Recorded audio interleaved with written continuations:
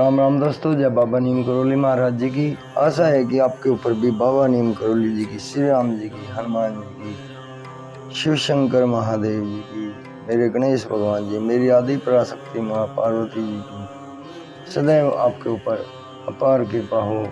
आपके घर परिवार में सभी कुशल मंगल हो, यही मैं प्रार्थना करता हूँ सभी देवी देवताओं से। दोस्तों, आज मैं आपको श्री शिव महापुराण जी का अगला पाठ सुनाता हूँ।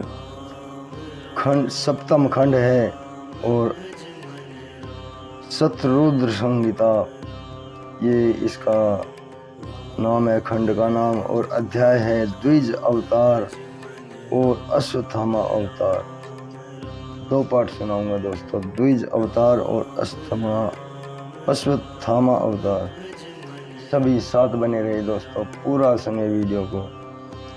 बाबा नीम करोली जी, शिव भगवान जी की आपके ऊपर सदैव कृपा दृष्टि बनी रहे, इसी मंगल कामना के साथ शुरू करते हैं श्री शिव महापुराण का द्विज अवतार। पार्वती जी तपस्या के द्वारा शिव जी को प्रसन्न करके जब घर लौट आई तो हिमाचल और मैना ने शिव जी के साथ पानी ग्रहण करने का विचार बना लिया। इस समाचार से देवताओं को भारी चिंता होने लगी कि गिरिराज अपनी भक्ति द्वारा पार्वती जी को शिव जी को देने से हिमालय शिव के निर्वाण पद को प्राप्त कर लेंगे। इस प्रकार शैलराज जो रत्नों का भंडार है कहीं मुक्त हो गया तो यह पृथ्वी रत्न गर्भा नहीं कहलाएगी, यह पर्वत रूप को त्याग दिव्य रूपधारी होगी। इस भांति सोचते हुए सभी देवता अपने गुरु बृहस्पति के पास गए। वे उनसे बोले कि आप शिव जी की निंदा करने के लिए हिमाचल के यहाँ जाएं, जिससे हिमाचल शिव की भक्ति से विरक्त होकर पार्वती का विवाह शिव जी के साथ ना करें। बृहस्पति ने कहा, मैं यह कार्य करने में असमर्थ हूँ, तुम चाहो तो अपना यह कार्य ब्रह्मा जी से कराओ। इस पर देवता ब्रह्मा जी के पास गए और उन्होंने शिव पार्वती के विवाह के संबंध में अड़चन डालने के लिए कहा। तब ब्रह्मा जी ने भी हिमाचल से शिव जी की निंदा करने में अपनी असमर्थता बताई और देवताओं से बोले, तुम स्वयं कैलाश पर जाकर शिव जी को प्रसन्न करके उन्हें ही हिमाचल के पास भेजिए। यह सुनकर सभी देवता कैलाश पर शिव जी के पास गए। शिव जी देवताओं को देखकर प्रसन्न हुए। वे स्वयं ही द्विज का रूप धारण कर हिमाचल के पास जाकर शिव के कुरूप होने आदि की निंदा करके पार्वती का विवाह शिव जी के साथ ना करने की सलाह देने लगे। इसके बाद लीला करने में निपुण शिव जी वहां से चले गए। तब मैना और हिमाचल की बुद्धि शिव जी के विपरीत हो गई। इस प्रकार शिव जी ने द्विज का रूप धारण कर देव कार्य संपन्न किया। दोस्तों, ये अध्याय पूर्ण हुआ। अब अगला अध्याय है इसका अश्वत्थामा अवतार। तो अश्वत्थामा अवतार।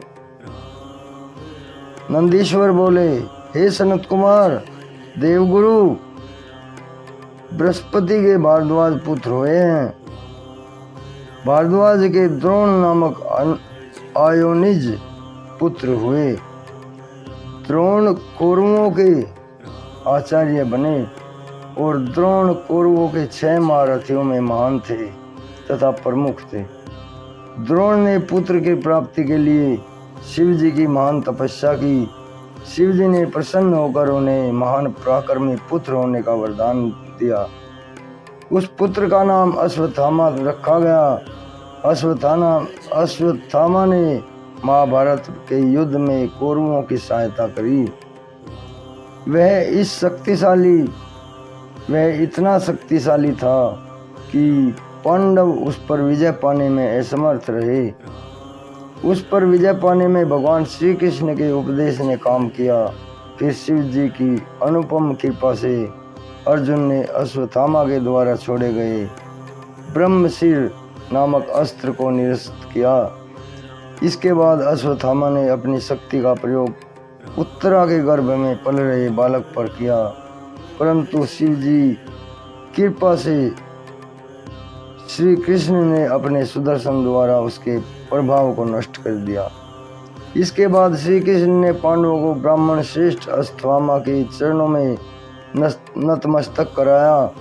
इस पर अश्वत्थामा ने पांडवों और श्री कृष्ण को अनेकों वरदान दिए।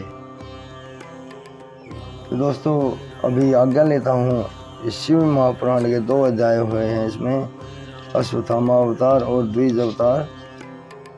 कल मैं आपको इसका अगला पाठ सुनाऊंगा, किरात अवतार। अभी आज्ञा लेता हूँ मेरे भाई। चैनल को सब्सक्राइब कर ले अगर आपने नहीं किया है तो, और आगे भी शेयर करें। जय बाबा नीम करोली महाराज जी, जय श्री राम, जय शिव शंकर महादेव।